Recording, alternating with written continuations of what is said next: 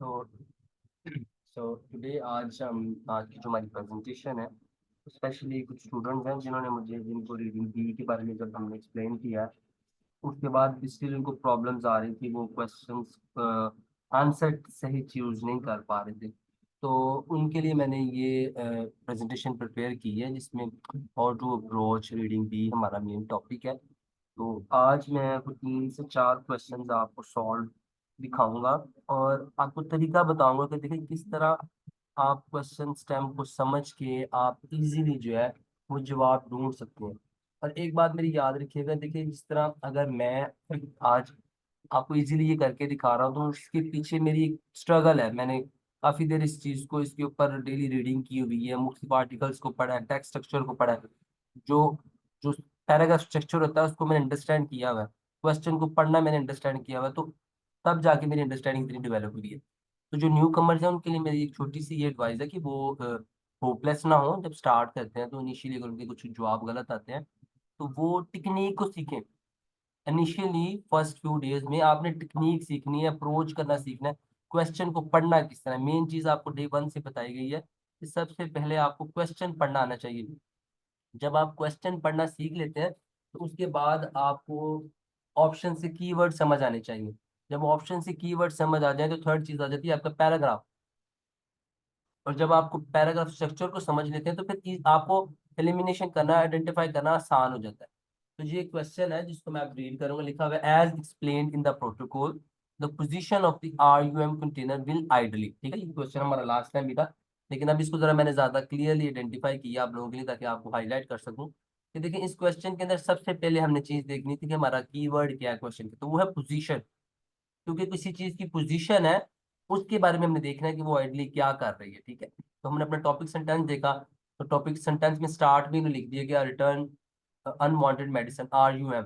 ठीक है, RUM जो है प्रोजेक्ट अप्रूव्ड हुआ, container will be delivered by the wholesaler to the participating pharmacy. ठीक है, ये हमारा टॉपिक सेंटेंस है। आगे वो बता रहा है the container is to kept in a section of the dispensary or in a room or enclosed in pharmacy। ठीक है, तो जो कंटेनर है वो फार्मेसी में आपने रखना है, फार्मेसी के अंदर पड़ा होना चाहिए, to which the public does not have access. ठीक है, अब आप देखें स्टार्ट ही में जब मैंने ऑप्शंस को पढ़ा होगा, मैंने ऑप्शंस को समझा होगा कि जो मेरे ऑप्शंस हैं, ए ऑप्शन के अंदर मैंने इंकरेज को ढूंढना है कि कौन सी चीज इंकरेज कर रही है, वर्ब क्या है। बी में एम्फसाइज मैंने देखा है और सी में मैंने फैसिलिटेट देखा है। आगे उनके जो नाउन फ्रेज है उनको मैंने पढ़ा कि पब्लिक एक्सेस लिखा हुआ है, रिसाइकलिंग लिखा हुआ है। ठीक है, और पार्टिसिपेशन द स्कीम लिखा हुआ है। तो अब जैसे ही मुझे ये मैंने ऑप्शंस को पढ़ा हुआ था, पहले मुझे याद था फैसिलिटेड पब्लिक एक्सेस, इधर लिखा है public does not have access. तो यहाँ पे उसी वक्त मुझे अंडरस्टैंड करना चाहिए कि मेरा ये जो ऑप्शन है ये करेक्ट नहीं है। आपने उधर ही उसको क्रॉस कर देना है, फिर आपने आगे पढ़ना है द कंटेनर में be placed in a visible position. ठीक है, विजिबल मीन जहां सब देख सकते हो, but out of reach of the public. ठीक है, अब ये वो बात यहाँ पे वही उसने फर्दर क्लियर कर दी कि पब्लिक एक्सेस में नहीं होनी चाहिए। ठीक है, as this will reinforce, ठीक है, the message that unwanted prescription drugs can be returned to the pharmacy, that the return medicines will not be recycled। ठीक है, अब ये ऑप्शन में रिसाइकलिंग का जिक्र था, इधर नॉट रिसाइकल लिखा है, तो यहाँ पे दूसरा ऑप्शन भी मेरा गलत होगा। तो लास्ट मेरे पास आगे मुझे पढ़ने की जरूरत ही नहीं है, तो मेरा ऑप्शन यहाँ पे यही ठीक हो गया। ठीक है, इसी तरह एक नेक्स्ट क्वेश्चन है उसको हम करेंगे। ठीक है, आज मैं जरा जल्दी से करूंगा ताकि छोटी प्रेजेंटेशन हो, लोग उसको देखें ज्यादा से ज्यादा और इस नॉलेज को हासिल कर सकें।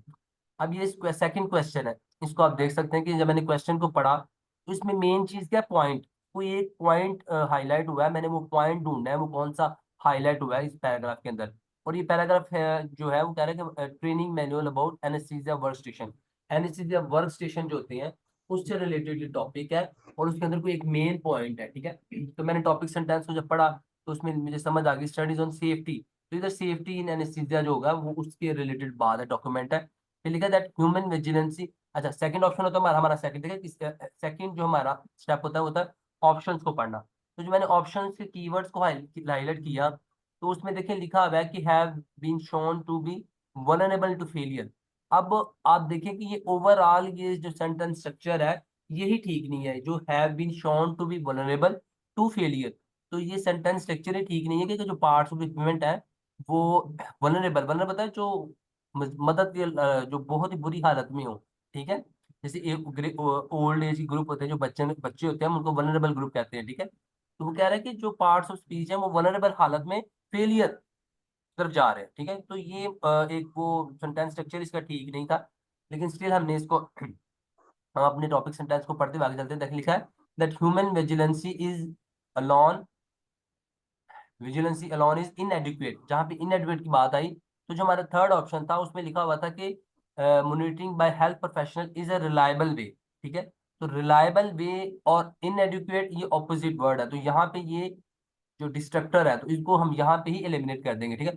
ए हमारा सेंटेंस स्ट्रक्चर ही गलत था, ठीक है। अगर उसको हम पैराग्राफ के अंदर भी देखें तो पैराग्राफ के अंदर कहीं भी एक जगह सिर्फ पार्ट की बात हुई है, रिजर्वायर बैग की, उसके अलावा किसी और जगह पे बात नहीं हुई पार्ट्स की। और पार्ट्स वल्नरेबल होते हैं और फेलियर की तरफ जाते हैं, इसकी तो फर्दर बात हुई नहीं है। तो लास्ट में हमारे पास कौन सा ऑप्शन बच जाता है? सेकंड। सेकंड हमारा करेक्ट आंसर था। वो कैसे करेक्ट था? देखिए जैसे लिखा हुआ है anaesthesia work station integrate ventilator technology with patient monitors and alarm. Several ways है, आप पेशेंट मोनिटर्स भी कर मोनिटर्स और उनके जो अलार्म है उससे भी कर सकते हैं। रिजर्वायर बैग्स होते हैं वो भी आपको हेल्प करते हैं। तो बहुत सारे वेज हैं जिसकी वजह से आप सेफ्टी इंश्योर कर सकते हैं, ठीक है। ये सेकंड क्वेश्चन भी हो गया। अब थर्ड क्वेश्चन ये एक है जी, ये हमने उस दिन नहीं किया था, आज मैंने एक नया ऐड किया ताकि मैं आपको इसके साथ भी समझा सकूं। अब देखिए इसमें हमने सबसे पहले क्वेश्चन को पढ़ना है, ठीक है। तो हमारा क्वेश्चन क्या है? In case of snake bites the flying doctor should be aware of, ठीक है। कि हमें पता होना चाहिए कि जब स्नेक बाइट्स कहता है स्नेक बाइट्स हो जाए तो जो फ्लाइंग डॉक्टर्स हैं वो किस चीज के लिए अवेयर होने चाहिए, ठीक है। क्वेश्चन क्या? Should be aware. तो इधर क्वेश्चन को समझने के लिए सबसे जरूरी था कि हमें ये पता कि शुड बी अवेयर हमारा मेन कीवर्ड है। हमें पता होना चाहिए कि डॉक्टर्स को किस चीज के लिए अवेयर होना चाहिए, ठीक है। तो हम आगे ऑप्शंस को देखते हैं। वेयर टू एक्सेस स्पेसिफिक एंटीवेनम्स, कि जब डॉक्टर्स देखते हैं पेशेंट को जिनको स्नेक बाइट ने किया तो उनको पता होना चाहिए कि एंटीवेनम्स कहाँ पड़े हुए हैं। एक ऑप्शन हमारा ये हो गया, ऑप्शन को हमने समझा। फिर आगे है the appropriate method for wound cleaning, कि जब डॉक्टर पेशेंट्स को देखते हैं स्नेक बाइट्स पहले तो उनको पता होना चाहिए कि वुंड क्लीन कैसे करते हैं, उसके मेथड सारे पता होने चाहिए उनको। फिर थर्ड पॉइंट क्या है? The patient most likely to suffer complication, कि डॉक्टर जब स्नेक बाइट्स को देखते हैं तो उनको पता नहीं चाहिए कि उससे पहले कौन कौन सी कॉम्प्लिकेशन होती हैं या उसके बाद कौन कौन सी कॉम्प्लिकेशन होती हैं, ठीक है। वो सारी चीजें उनको बताई उनको पता नहीं चाहिए। तो ये हमारे तीन ऑप्शंस को हमने समझ लिया। अब हम पैराग्राफ स्ट्रक्चर को समझ रहे हैं। हम पैराग्राफ में ये तो लिखा है बिफोर स्टार्टिंग ट्रीटमेंट, तो वही बात होगी कि जहां पे जैसे लिखा हुआ है शुड बी अवेयर ऑफ, तो बिफोर स्टार्टिंग ट्रीटमेंट वो उसके बाद मैच कर रही है। Do not wash the snake site of positive possible, ठीक है। तो यहाँ पे वुंड क्लीनिंग एग्जैक्ट बात तो नहीं कही हुई, लेकिन थोड़ा सा मेंशन किया है, तो वो कंप्लीट नहीं है, इसके अंदर कोई मेथड तो नहीं है, ये तो सिंपल वॉश का नहीं उन्होंने बात की है। इसलिए हमारा ये डिस्ट्रक्टर है, हम इसको टाइम से निकाल देंगे बी ऑप्शन को, ठीक है। आगे हम पढ़ते जाएंगे। Determine the type of snake bite by using a snake venom detection kit to test a bite. तो ठीक है, वो विनम का बात करें डिटेक्ट करने के लिए आपको एक किट चाहिए, उस किट को आपने पर्सन के यूरिन से चेक करना है। विनम डिटेक्शन इज नॉट अवेलेबल, तो अगर अवेलेबल नहीं होगा तो आपने किसी जो एक्सपर्ट सेंटर है, पॉइजन इंफॉर्मेशन सेंटर है, उससे रब्ता करना है। फिर आगे वो बता रहा है testing blood for विनम is not reliable, वो रिलायबल नहीं होती। इतने एक्सेस द डिग्री ऑफ विनम, आप ऐसे एक्सेस करें उसकी डिग्री को, और confirm snake bite will result in systematic इन्वेमिंग। Risk varies with species species of snake, कि जो रिस्क होते हैं, जो कॉम्प्लिकेशन होती हैं, वो हर स्नेक के साथ वेरी करते हैं। खासकर जिन पेशेंट्स को पहले से renal, hepatic, cardiac, respiratory impairment होगी, तो और टैबलेट्स जो ले रहे होंगे, may have an increase risk of serious outcome. Outcome कौन से होते हैं? कॉम्प्लिकेशन होती हैं। तो यहाँ भी कॉम्प्लिकेशन की बात हुई है कि डॉक्टर्स को ये पता होना चाहिए। Children are also specially in increase risk of severe in case because of smaller body mass and likelihood of physical activity immediately after a bite, ठीक है। तो अब देखें हमारा जो पहला था, दूसरा पॉइंट था method of wound cleaning. Overall पूरे नीचे पैराग्राफ में मेथड वुंड की बात नहीं हुई, ऊपर सिर्फ एक जगह बात हुई है, लेकिन उसके अंदर उन्होंने सिर्फ ये बोला है कि वॉश नहीं करना, मेथड्स नहीं बताया, ठीक है। मेथड होते हैं बहुत सारी चीज, जो स्टेप्स होते हैं, तो मेथड पूरा नहीं बताया कि वुंड को साफ कैसे करना है कि यार वो चीज नहीं, तो इसलिए हमारा ये भी रॉन्ग हो गया।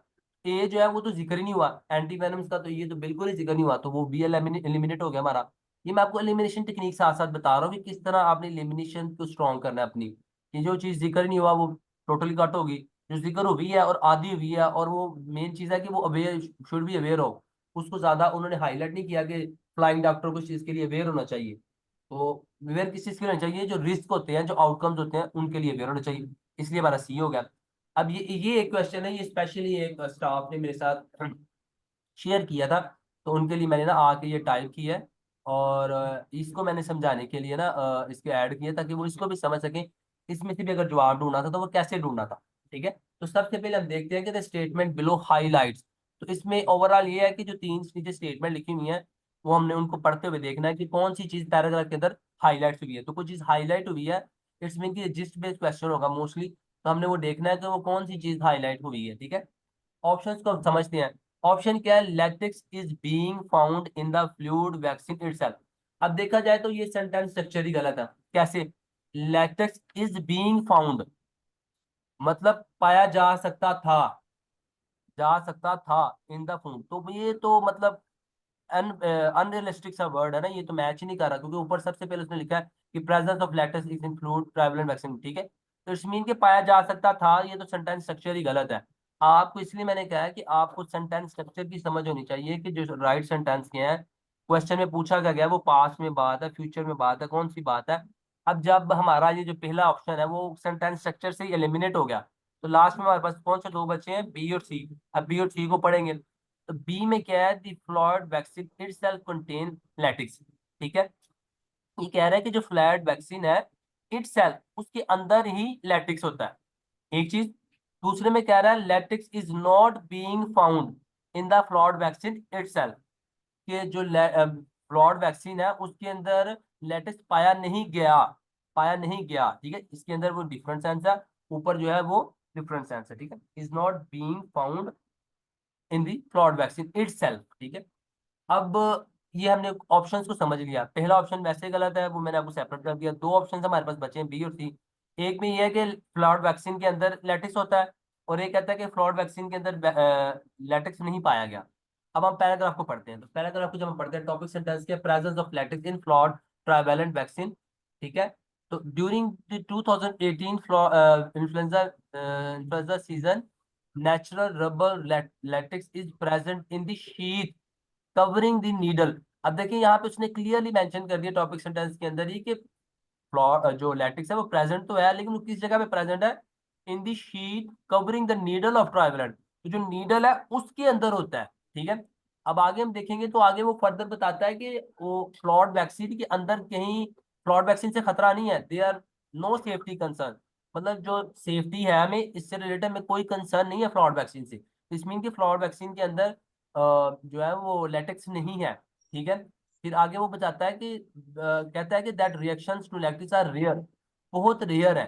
तो इसलिए जिन लोगों को लैटिक्स के साथ आगे वो बता रहा है कि जिन लोगों को लैटिक्स के साथ होती है ना एलर्जी, वो जो है ना वो फ्लूइड वैक्सीन लगवाने से पहले बता दें, ताकि उनको वो ना लगाई जाए, उनके लिए उन्हें अल्टरनेटिव को दूसरी मेडिसिन ढूंढी है। ठीक है, तो देखिए पैराग्राफ को समझना मेन चीज है। अब मैंने पूरे पैराग्राफ को समझा कि पैराग्राफ है क्या है, विद इन मिनट्स मैंने समझा था। ठीक है, कि आपने देखा कि ऊपर सबसे पहले जिक्र हुआ है फ्लॉड वैक्सीन का जिक्र, और उसने स्पेशली बता दिया है कि जो शीट है नीडल है उसके अंदर था वो लेटेक्स। ठीक है, आगे वो फर्दर बता रहा है कि कौन सी एज के लिए वैक्सीन बनी है, और दूसरी इसकी अल्टरनेटिव कौन सी है, और जो फ्लॉड वैक्सीन है उससे प्लीज नोट, ठीक है, उससे हमें कोई खतरा नहीं है, उसकी सेफ्टी के पॉइंट से हमें कोई डाउट नहीं है। जो स्पॉन्सर्स हैं वो बता रहे हैं कि इन्फॉर्मेशन और उनको देते हैं सारी। एक्शन फॉर वैक्सीन प्रोवाइडर क्या है, if you are vaccinating patient with Fluad, अगर फ्लॉड से वैक्सीन कर रहे हैं, be aware of issue and advise patient accordingly, आपको इश्यूज के पता होना चाहिए और आप एडवाइस करें पेशेंट को। रिएक्शन बहुत रेयर रिएक्शन है। देखिए जब वैक्सीन से इटसेल्फ होना, आप देखिए जो मेडिकल के उस चीज को समझते हैं कि जैसे आप लैसिक्स है, फॉर एग्जांपल लैसिक्स है और एंटीबायोटिक ले लें, कोई भी एंटीबायोटिक है। अब हम सब पेशेंट्स को बताते हैं कि एंटीबायोटिक से रिएक्शन होता है, लेकिन हम ये नहीं कहते कि एंटीबायोटिक के अंदर रिएक्शन है, क्योंकि हर बॉडी का रिस्पॉन्स फर्क होता है, इसलिए इनको रिएक्शन उससे होता है। ठीक है, अगर फ्लॉड वैक्सीन के अंदर लैटिक्स हो और उसकी वजह से रिएक्शन हो रहा हो, तो फिर हम पेशेंट को हम लगाते ही नहीं है। हम तो उनको बताएंगे नहीं है किससे रिएक्शन रेयर है। हम हर ड्रग से रिएक्शन हो सकता है, उसकी पॉसिबिलिटी है, उसकी रेयरिटी बताते हैं। ठीक है, तो हमें रिसर्च से ये पता चला था कि जो शीट की कवरिंग है ना नीडल की, उससे रिएक्शन होता है, जो मेडिसिन इटसेल्फ है उससे रिएक्शन नहीं था। और ऑप्शन जब हमने पढ़े नीचे, ये हमारा सेंटेंस स्ट्रक्चर ही गलत था। Be the flawed vaccine itself, ठीक है, फ्लॉड वैक्सीन जो उसकी ड्रग है उसके अंदर लैटिक्स है, ऊपर कहीं भी चीज मेंशन नहीं, तो ये भी हमारा एलिमिनेट हो गया ऊपर। ठीक है, लिखा हुआ है कि ऊपर ये क्लियरली मेंशन है कि लैटिक्स से हमें खतरा, फ्लॉड वैक्सीन से हमें खतरा नहीं है। इट्स मीन कि लैटिक्स जो है ना वो कहीं भी साबित नहीं हुआ बाद में कि लैटिक्स जो है वो फ्लॉड वैक्सीन के अंदर था, तो इसलिए हमारा सी ऑप्शन जो था यहाँ पे करेक्ट हो गया। ठीक है, अभी कोई और क्वेश्चन तो पूछना चाह रहा हो इससे रिलेटेड? जी सिस्टर, कौन ऐड हुआ हमारे साथ?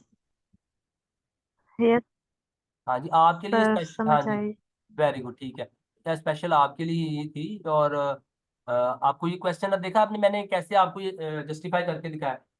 देखिए, यस सर, जब आप जस्टिफाई करते हैं तब तो बहुत इजी हो जाता है, लेकिन मुझे लगता है कि इस पैराग्राफ को समझने के लिए बहुत टाइम चाहिए अब होता है, मेरी, तब तो नहीं नहीं, मैं।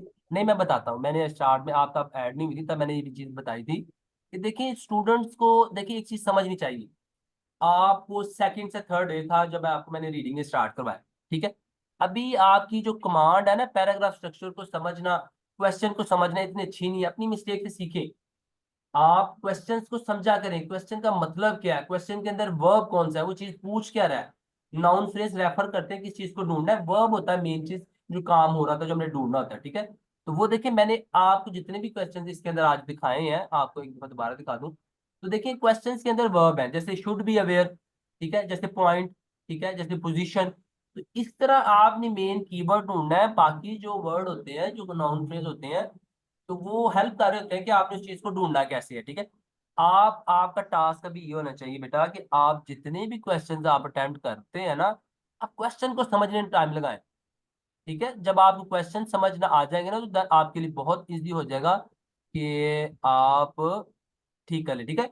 एक बात याद रखिएगा, शुरू में आपको टाइम लगेगा, ऐसा नहीं है कि आज आपने ये सीख लिया है तो कल आपकी क्वेश्चन समझने की जो टेक्निक है वो ठीक हो जाएगी, ठीक है।